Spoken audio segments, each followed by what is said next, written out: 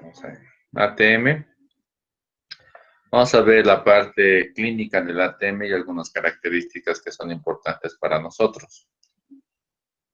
El año pasado ustedes han visto la parte imagenológica de las partes que va a tener ATM. Entonces, una vez ya teniendo el conocimiento de acuerdo a la importancia que se tiene en la parte anatómica, vamos a ver la parte funcional, vamos a ver más que todo la parte clínica. La ATM es una articulación que con odontología está en íntima relación, diríamos, de todas las que tiene la cabeza. Es la más importante en general en relación a la cavidad bucal. Nosotros vamos a ver casos y casos que vamos a ir viendo ahora. Este es un niño que llegó a la facultad el año pasado y ustedes ven, tiene una simetría cuando lo observamos de frente, tiene una atrofia de un lado, tiene un perfil convexo. Si observamos, es un perfil netamente convexo. En este caso, este niño tenía una atrofia de este lado porque tuvo una infección y además tuvo una anquilosis del ATM o una fusión del ATM debido a una infección, un traumatismo previo que presentó el niño. Entonces, observando ya de esta manera, tomamos la panorámica. En la panorámica nosotros vamos a ver un detalle. Vamos a observar que en este caso la ATM de un lado prácticamente no existe. Del otro lado tenemos la escotadura, la apófisis coronoides, y por aquí vamos a ver no muy definido el cóndilo. En este caso hubo una atrofia, una hipoplasia, que vamos a diferenciar una atrofia de una agenesia. Agenesia que va a nacer el paciente con esa alteración sin ningún efecto previo antes. En este caso, el efecto previo antes fue que el niño sufrió un trauma. El padre lo pegó y le pisó del rostro y desde esa vez no podía abrir la boca, pero eso pasó como hace unos... El niño tenía 10 años, le pasó eso a los 4 años, que refería a su madre y constantemente era agredido el niño. Entonces, aquí parece que hubo una infección o tal vez hubo algún problema de dislocación, algo, y el niño ya no pudo abrir la boca. Produció una atrofia de un lado y aquí la ausencia de la ATM. Nosotros lo que hemos hecho en la cátedra era tomar una tomografía. En este caso hemos hablado ya de una hipoplasia. Al tomar la tomografía hemos observado que evidentemente en diferentes ángulos no hay el cuello del cóndilo, no hay el cóndilo propiamente dicho, ni la cavidad está bien formada. En este caso se veía apenas una línea, un pequeño espacio, y esto estaba fusionado al hueso de maxilar superior. Si observan la tomografía ya viéndolo de un costado normal, veíamos de esta manera. No había aquí la escotadura, no había aquí el cuello de cóndilo, ni el cóndilo en sí. Entonces, ya estamos hablando de un aspecto clínico de alteración netamente del ATM. Este es otro caso que es la parte contraria al anterior que hemos visto, donde estamos observando en este caso, si ven los cóndilos y ven el maxilar, es sumamente grande, es sumamente desarrollado. En este caso estamos observando un cóndilo mucho más grande de lo normal, de tal manera que podemos ver que el cóndilo en sí no cabe dentro de la cavidad glenoidea. En muestra superior, vamos a recordar que la parte que introduce el cóndilo es la cavidad glenoidea, recordando un poco que tiene dos partes, ¿no? Una porción articular y una porción no articular, divididas por la cisura de Grasser. La porción no articular, que es la parte posterior, la parte de aquí atrás, corresponde a la pared anterior del conducto auditivo externo. Y en ese caso, por eso muchas veces cuando hay bruxomanía o presiones inadecuadas del ATM, hay dolor de oído y después se replica en dolores de cabeza.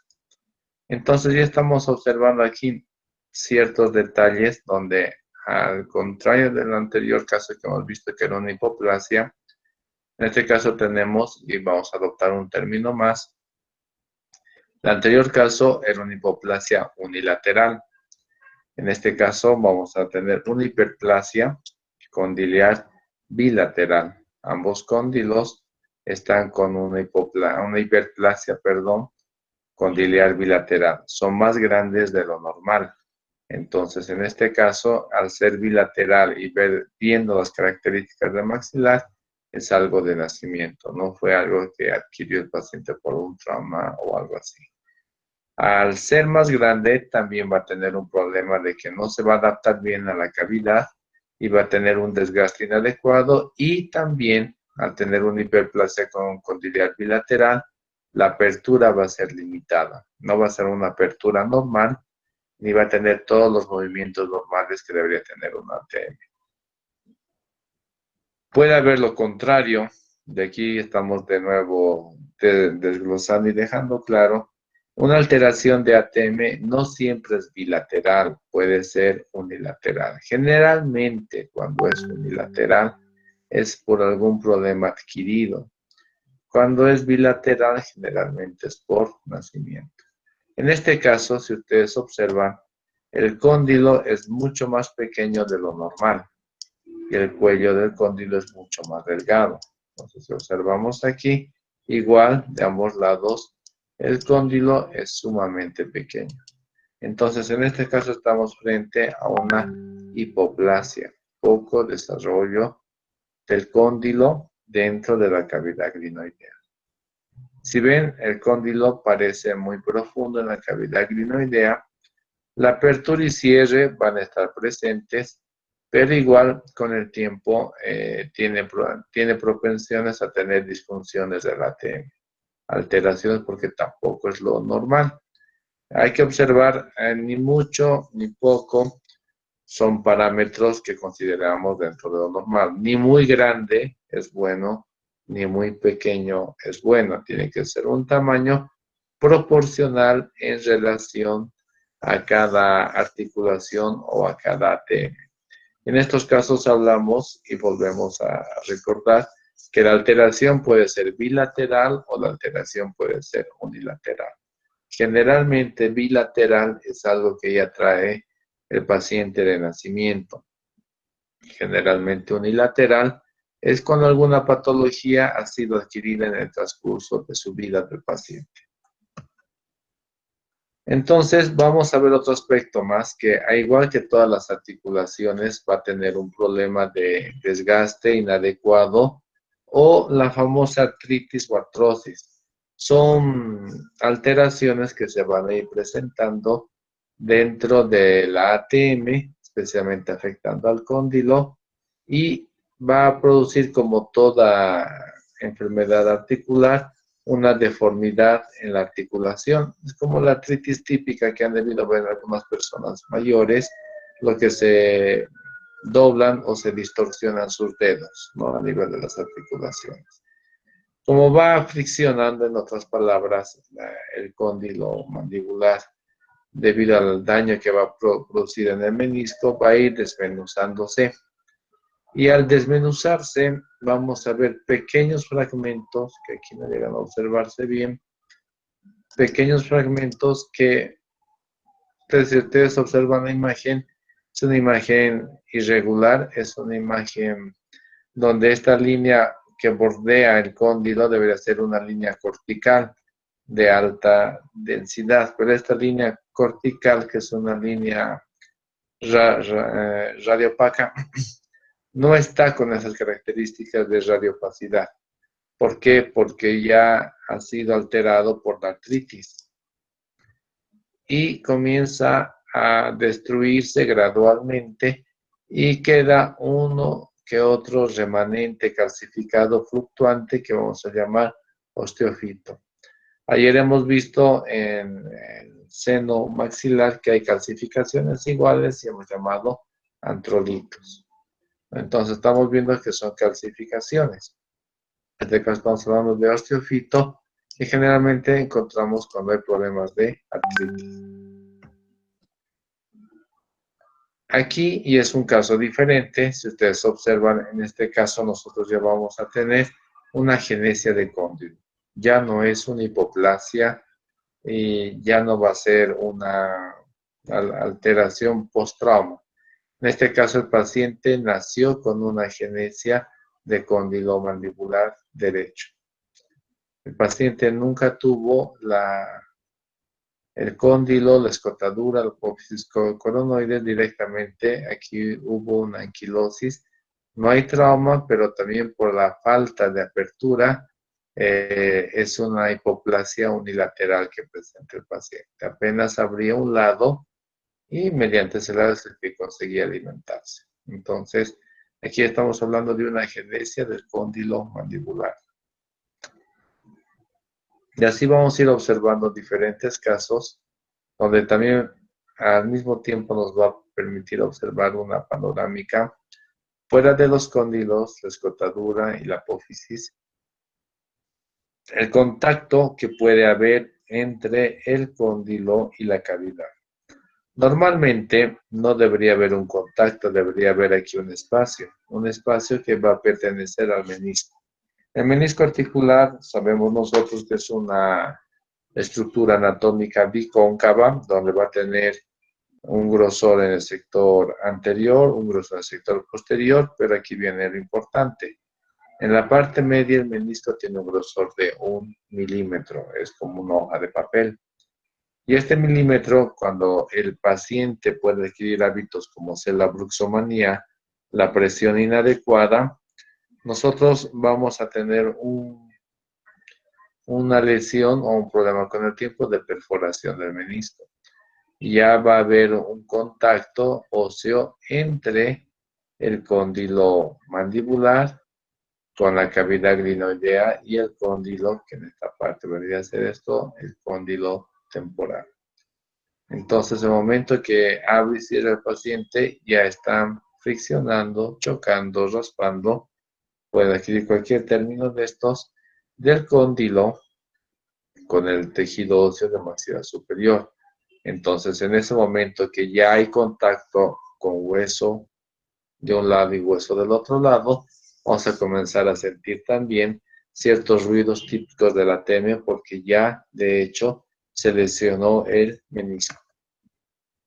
Entonces, hay muchos casos así. Este caso les he mostrado un inicio de rote, no de este, del anterior, del primer rote. Hemos visto que son raíces enanas, generalizadas, todo, pero en ningún momento hemos percibido las dos alteraciones que tiene a nivel de cóndilo.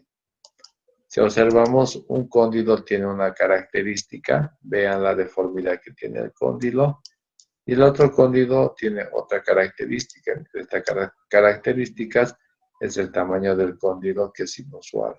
Es un cóndilo hipoplásico más pequeño de lo normal, y este es un cóndilo que debido a las necesidades que tenía, se ha ido adaptando para poder tener la apertura y cierre correspondiente del paciente. En estos casos, fuera de hablar lo típico que se habla convencionalmente de subluxación y luxación, son alteraciones que nos permiten observar en la radiografía panorámica. Y después de esto podemos partir para otro análisis más exacto. Puede ser la técnica radiográfica de Schuller, que la técnica de Schuller generalmente es para ver más al detalle. Solo que, como dice su nombre, es una técnica también llamada transcraneal. ¿Qué quiere decir eso? Cuando tomamos este cóndilo, el rayo o el tubo va a estar en esta dirección. Tiene que traspasar todas estas estructuras para poder plasmar este cóndilo. Si tomamos este cóndilo, el rayo y el tubo va a venir en esta dirección. Entonces tiene que traspasar todas estas estructuras para que se observe esta lesión. Por eso se llama transcraneana, porque traspasa todas las estructuras del cráneo. Entonces observamos en ambos lados. La parte que ustedes vieron el año pasado era netamente la parte de anatomía, tanto en la apertura como en cierre. Tenían que aprender a distinguir las estructuras que en un tanto son un poco complicados por la transposición, la interposición, diríamos, y lo que plasma en imagen, que no es muchas veces muy clara con esta técnica. Ahora, la parte de relación céntrica es algo muy discutido actualmente, los rehabilitadores orales plantean que todo paciente en general debe llevar su relación céntrica. Por eso habla mucho en prótesis removible, especialmente dicen la relación céntrica. Actualmente la otra escuela es la de los ortodoncistas, que dicen que la relación céntrica no hay como tal, ni puede ser un estándar genérico, porque la relación céntrica tendría que haber solo en clase 1, molar y canina, y en una normoclusión. Pero en una clase 2 o en una clase 3, donde hay discrepancias como le salen las cefalometrías dentoesqueletales o netamente esqueletales, el cóndilo no va a tener una relación céntrica. Y si le vamos a hacer a este paciente un día una bone wheel, no vamos a llevar una relación céntrica a este cóndilo que no tiene estas condiciones, ¿no? Entonces, ahí vienen otros factores.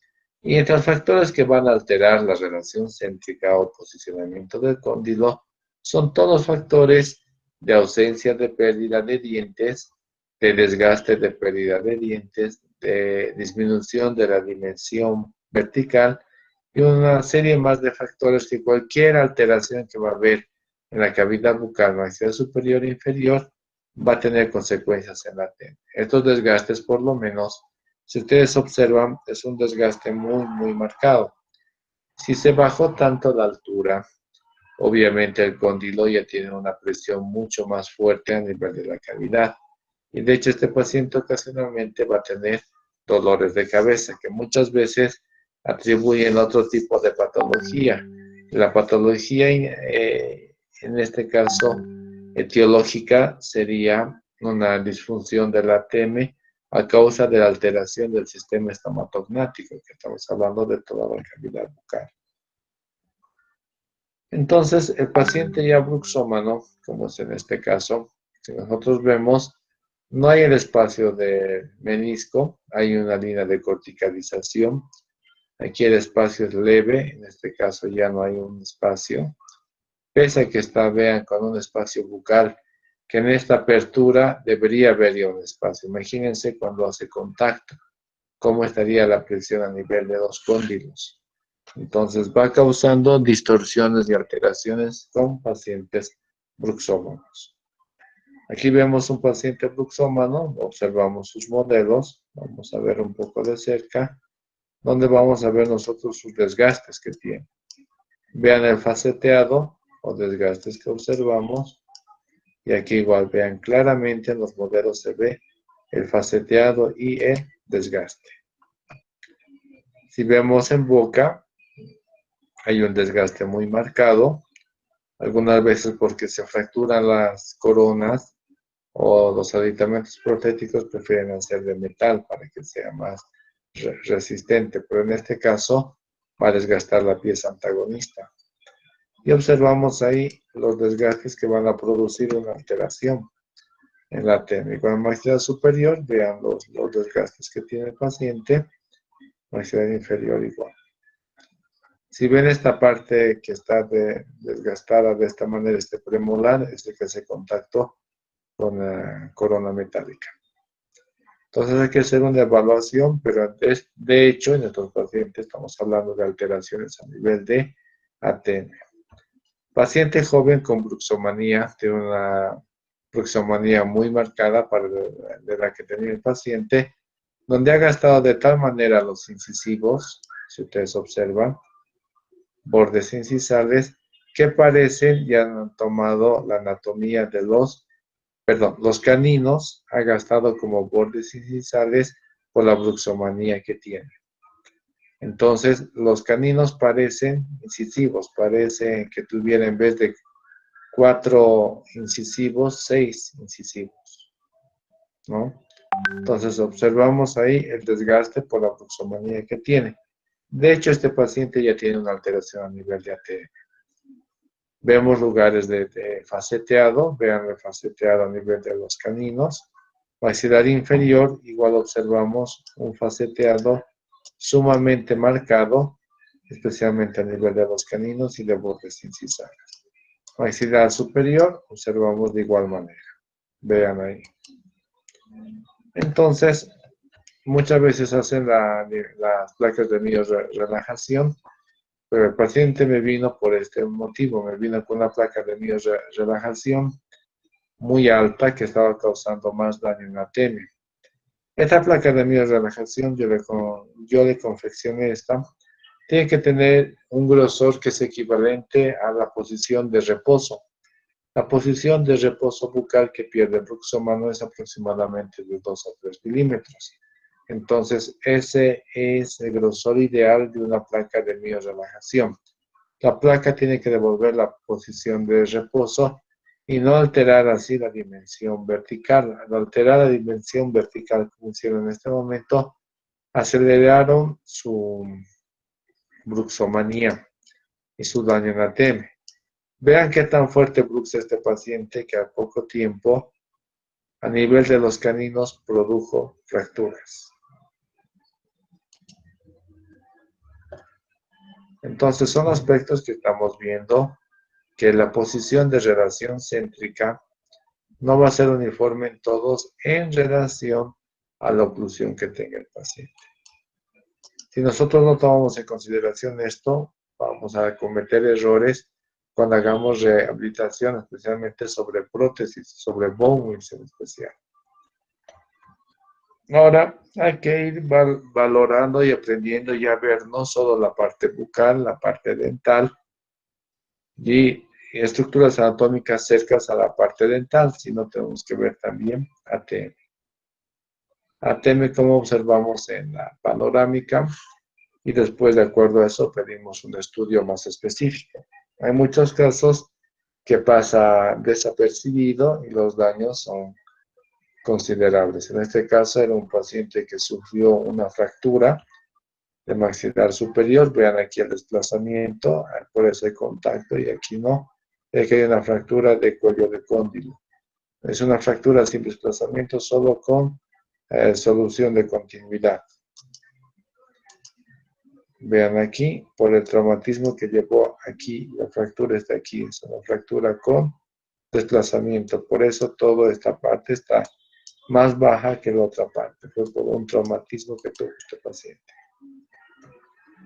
Este es el traumatismo que tuvo el paciente con la tomografía. Si ustedes observan, hay una fractura que hemos observado radiográficamente aquí.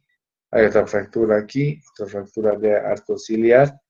Y esta es la parte de la TM donde tiene un trazo de fractura sin desplazamiento. En palabras sencillas, está con una línea que va a representar como una rajadura a nivel del tejido óseo.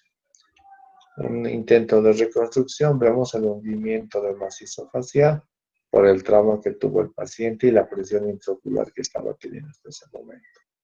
Y aquí vean el desplazamiento en esta parte y vean el tamaño del seno en relación a esto por el traumatismo y que se produjo un hundimiento de la parte de la fascia del paciente. Ahora, el tratamiento en las bruxomanías, en las disfunciones de ATM y toda alteración de ATM van a ser, en primera instancia, usan todos placas oclusales o placas de miorrelajación. En segunda instancia, usan la fisioterapia, que es una alternativa muy buena actualmente. Lo otro es el aspecto psicológico, ¿no? Que le dicen, si ustedes tienen estrés, tienen, como dicen, depresión, una serie de problemas que hay emocionales, no vamos a tratar nosotros los odontólogos. Van a tratar, en este caso, los psicólogos, los psicoterapeutas. ¿No? Porque es fácil decir a nosotros, bueno, está estresado, ahora no se estresen. No es una cuestión tan sencilla. Y en otros casos van a haber tratamiento especializado cuando hablamos de reconstrucciones maxilofaciales a nivel de la T. Otro aspecto que se usaba un aditamento eran los trainers, que era muy bueno en su momento, y actualmente estamos usando Botox en la parte muscular de músculos masticadores para disminuir la bruxomanía y así el daño que va a tener en la TM. Este es un paciente que tengo y tiene bruxomanía. Si ven al cerrar la boca del paciente, tiene una parafunción donde marca muy bien de un lado especialmente el massétero, porque el paciente bruxa. Entonces estamos haciendo la delimitación, estamos colocando en este caso Botox para evitar que traccione el músculo de manera voluntaria e involuntaria. Producimos una hipotonicidad obviamente controlada que nos va a aliviar a controlar la bruxomanía. No es algo que yo estoy inventando, es algo que ya estamos trabajando en odontología hace tiempo. Toxina botulínica y preenchedores la odontología. En este caso son rellenos en odontología que manejamos aquí el ácido hialurónico para manejar labios. Aquí ven una imagen similar de lo que estamos haciendo aquí en el paciente, que es la parte de toxina botulínica aplicado a la parte de maceta. ¿Ya? Porque hay muchos casos de bruxomanía. Todos estos bruxómanos que han alterado la anatomía de las piezas dentarias, de hecho, tienen alteraciones a nivel del ATM y hay que determinar esas alteraciones en qué estado están. De acuerdo a eso, ver alternativas de tratamiento. Las superficies óseas, muchas veces hemos tratado de definir cuál es la forma normal, ¿no? Pero hoy en día con la tomografía ya podemos observar y definir una forma normal. Y sí, también llegar a un consenso donde la artritis o artrosis va desgastando de una forma muy característica, dejando el hueso plano con el tiempo. Esta clasificación que usamos antiguamente ya fue descartada de anatomía convexo, plano, angulado. Esto se pensaba como era de acuerdo a la observación en la radiografía. Actualmente se ha desechado esto porque en la tomografía se vio que la anatomía no es destino. Si viéramos cóndilo plano, diríamos que todos tienen artritis y no es una condición normal, ¿no? Entonces, ya no se trabaja con esto. Al observar las superficies óseas, que es lo único que podemos observar nosotros en una radiografía, teníamos una percepción diferente, especialmente cuando tomamos la técnica de Schuller, que ya hemos explicado que es una técnica transcraneana. Entonces había muchos limitantes para poder observar. Entonces, en la técnica de Schuller lo que se destacó más es poder observar el cóndilo en dos posiciones a raíz de sus movimientos. Dos posiciones que serían en boca cerrada y boca abierta. La boca abierta en sí era la apertura máxima que podía presentar el paciente. ¿Por qué teníamos que observar la apertura máxima? Porque teníamos que ver si el paciente estaba con una limitación de apertura o el paciente estaba con una hiperlaxitud. En otras palabras, que el cóndilo estaba muy adelante, no acababa, como ven en el gráfico, de cóndilo con cóndilo. Al estar el cóndilo, este cóndilo, en una posición más adelantada, estamos hablando de hipermovilidad, pero el detalle importante en esto no es la hipermovilidad, es que si el cóndilo llega a ponerse por delante del cóndilo temporal mandibular, ya estamos con una luxación. ¿Qué significa? Que cuando el cóndilo tiene una hipermovilidad, está muy cerca de una luxación. Cuando hay una hipermovilidad, estamos hablando de subluxación. Lo convencional para ver, una vez que se identifica, es usar férulas oclusales. Hay diferencia entre férulas oclusales y placas de miorelajación, por si acaso. Entonces, eso ya es un tema aparte, pero si preguntan, es un tema donde abarca una serie de parámetros, pero es algo que ustedes tienen sencillamente en este momento que conocer. Entonces, ustedes hicieron la planigrafía donde les va a dar parámetros y valores, donde van a decir si hay una hipermovilidad. La hipermovilidad está correlacionado mucho con la parte de luxación de cóndilo. Hipomovilidad está correlacionado muchas veces con artritis o artrosis que delimita la apertura de la boca. Normalmente el examen radiográfico nos va a ayudar a complementar el examen clínico. En el examen clínico muchas veces se puede ver asimetría facial por la alteración o atrofia que puede tener. En el examen clínico vamos a ver también ruidos como la crepitación, el chasquido. Vamos a percibir el dolor que tiene el paciente en la palpación, ligero aumento de volumen, movimientos limitados. Y hay que ver qué tipo de trismos puede presentar el paciente, cuál sería la etiología. Generalmente los trismos son infecciosas y los traumatismos que pueden ser muchas veces por golpes. ¿No? El examen radiográfico normal de Schuller vemos de esta manera, a boca cerrada y a boca abierta. Pero hay casos de estos donde vemos aquí el cóndilo está por delante del cóndilo temporal, la cavidad glenoidea, y como hemos hablado hace momentos atrás, la cavidad glenoidea va a tener una porción articular y la porción no articular. La porción no articular se observan es la pared anterior del conducto auditivo externo.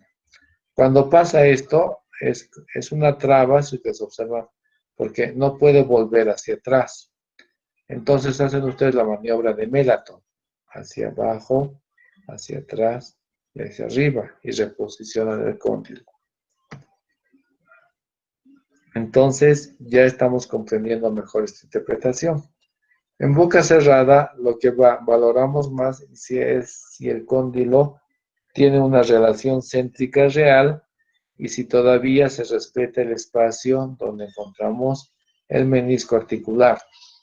Porque muchas veces este espacio ya llega a desaparecer, como han visto en muchas imágenes, porque ya hay una presión inadecuada del cóndilo mandibular en la cavidad glenoidea y una perforación del disco.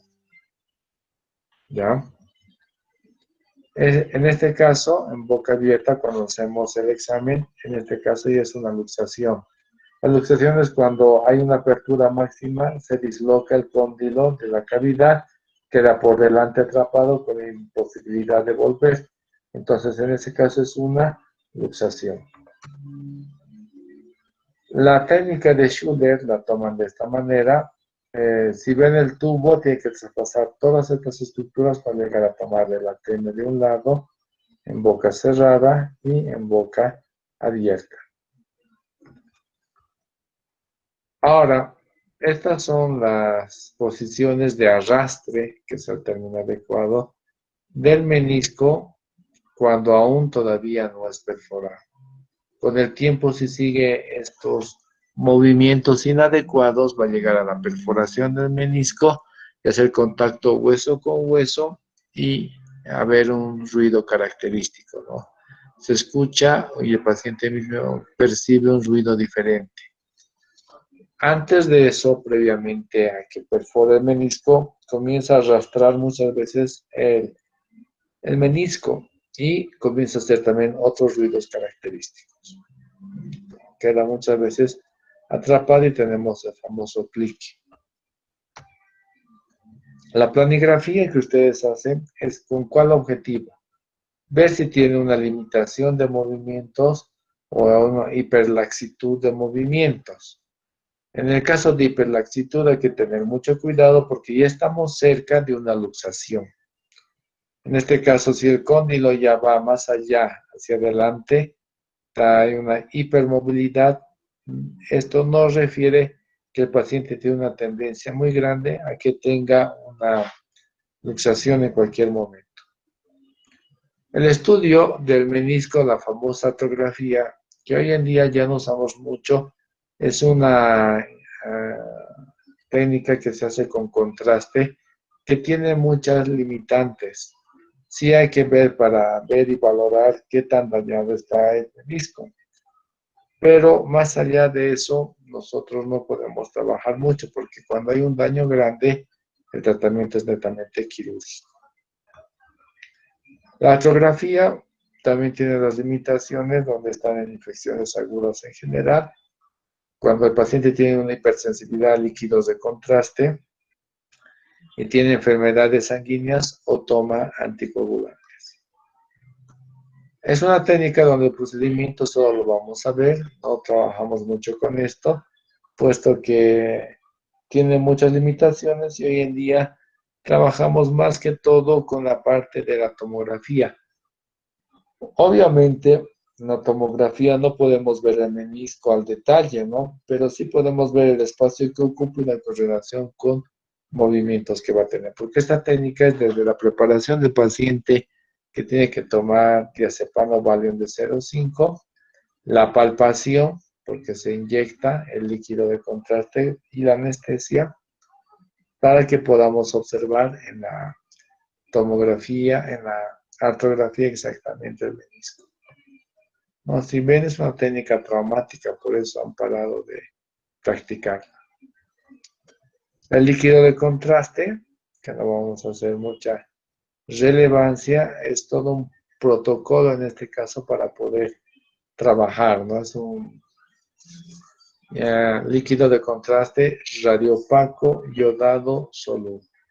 Ahí está todo el procedimiento, pueden observar en la pantalla de cómo se realiza, que actualmente, les reitero, ya no estamos trabajando con esto. Sí es más eficaz, menos traumático, trabajar con la radiografía y observar y determinar realmente sus limitaciones, ¿ya?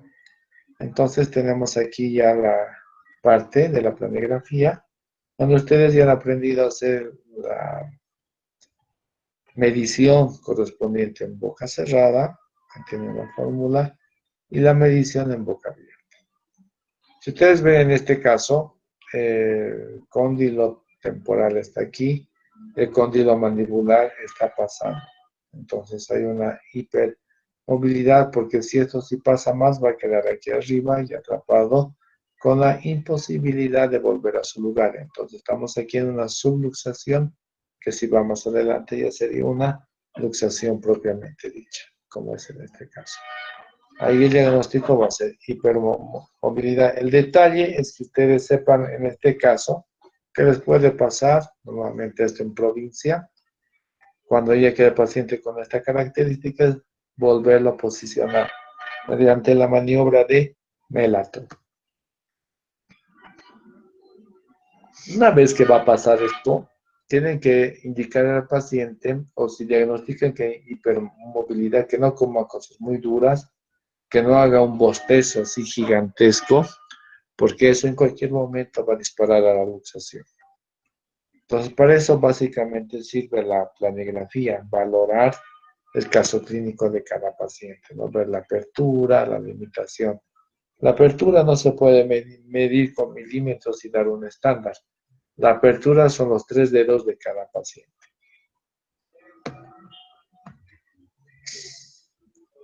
Nos va a orientar si hay una hiper o hipomovilidad con los 3 dedos. Si ponemos, obviamente, si no entran 3 es hipomovilidad, y si entra más de 3, habla muy grande el paciente, ya es una hipermovilidad. Entonces, tomemos en consideración que la mayoría de la etiología de las subluxaciones de ATM es por exodoncias y mala,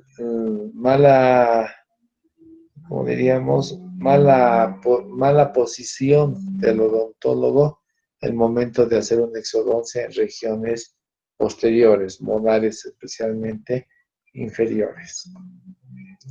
Puede ser también traumatismos, golpes, bostezos, y puede haber también infecciones. El momento que el paciente se queda con la boca abierta, como observan ahí, entra en pánico, saliva más. Ahí es hacer nada más que la maniobra de Melaton, que puede ser por delante o puede ser por detrás. ¿No? Eso llamamos maniobra de Melaton con reducción. Entonces, si bien el cóndilo está por delante, que es de la cavidad, y el cóndilo temporal está por delante del cóndilo temporal, el movimiento tiene lógica por la anatomía que tiene. No voy a empujar directamente hacia atrás, voy a traccionar hacia abajo, hacia atrás y hacia arriba. Entonces, todos los casos de luxación que observan tienen la misma característica. En este caso es un paciente que tengo que vemos que está yendo ya más allá del cóndilo mandibular del temporal. Entonces estamos con la subluxación. En este caso, la conducta clínica es orientarle al paciente para que no bostece, no coma cosas muy duras y no abra muy grande la boca y evite golpes en la mandíbula, porque cualquiera de estos aspectos puede ser el desencadenante para una luxación de arte. Bueno, hasta ahí sería el tema. No sé si tienen alguna consulta. Doctor, buen día. Yo tengo una consulta. Un paciente con bruxismo, y si le indica que se le puede colocar esas plaquitas de miorrelajación, ¿cuánto tiempo tendría que utilizar y qué horarios, digamos, se podría utilizar con la Hay plaquita? hay que hacer una valoración del paciente. Normalmente, pero usan de noche y en casos donde está exacerbada la bruxomanía, usan en periodos de día más. La plaquita no es una sola, son dos, son una placa rígida y una blanda. Detrás de eso es una técnica que hay que saberla hacer. No es como hacen todos, toman molde, mandan al laboratorio, no. Tiene que tener un grosor, una funcionalidad y una adaptación. Entonces son dos y no es solo el uso de noche, es el uso de día más, dependiendo de los periodos pico que el paciente está pasando en estrés. Entonces hay que valorar esos aspectos para que se pueda trabajar de la mejor manera con el paciente. ¿Cuánto tiempo? Eso generalmente es de por vida, porque la bruxomanía es de por vida. Todo problema de estrés, de nervios, de todo lo que adquieren, es de por vida, lamentablemente. Ya, doctor. Muchas ¿Ya? gracias, doctor. De nada. ¿Alguien más?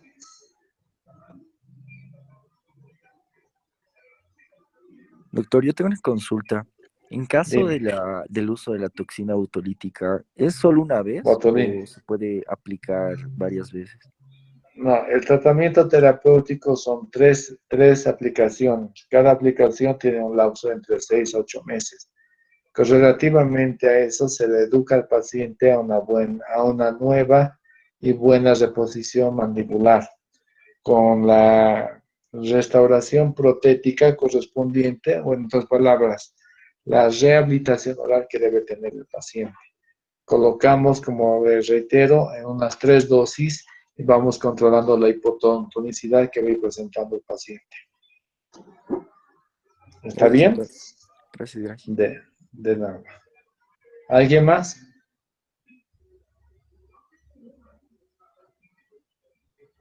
Bueno, con esto entonces hemos concluido este tema de ATM.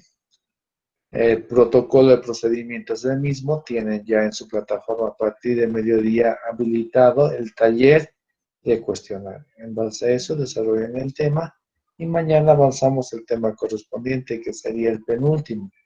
Lunes terminaríamos con el último tema. ¿Ya? Eso sería todo por hoy entonces y nos vemos hasta el día de mañana. Tengan un buen día. Gracias, doctor. Hasta luego, doctor. Doctor, Igual, chao, chicos. Hasta luego, doctor. Muchas gracias, doctor.